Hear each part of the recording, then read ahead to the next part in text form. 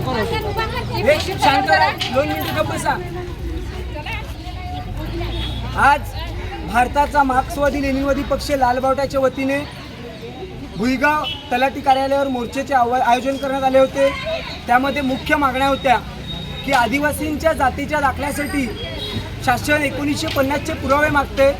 मात्र वसई तालुक्यातल्या मोठ्या प्रमाणात आदिवासींकडे 1950चे पुरावे नसल्यामुळे प्रशासनाने गृह चौकशीचा पर्याय दिलेला आहे आणि त्या गृह चौकशीच्या फॉर्मवर तलाठी सही करत नव्हते.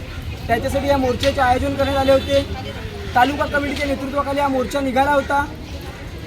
दुपारी रणरणत्या उन्हामध्ये 3 वाजता मोर्चाची सुरुवात झाली. या ठिकाणी पोचल्यानंतर 5 वाजेपर्यंत तलाठीचं गेट बंद होता. 5 वाजता तलाठी आले.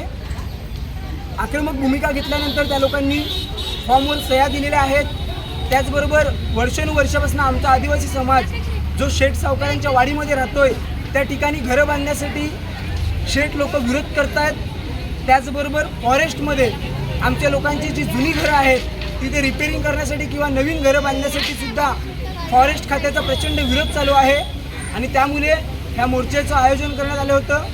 हा मोर्चा आज उशिरा संध्याकाळी स्थगित करतोय. आमच्या मागण्या सगळ्या मान्य झालेल्या आहेत.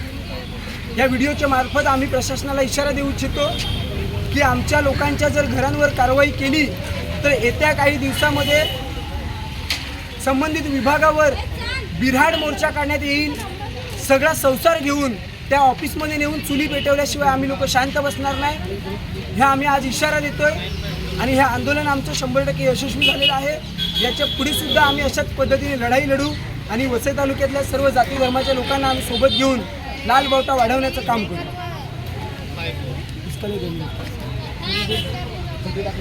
पाच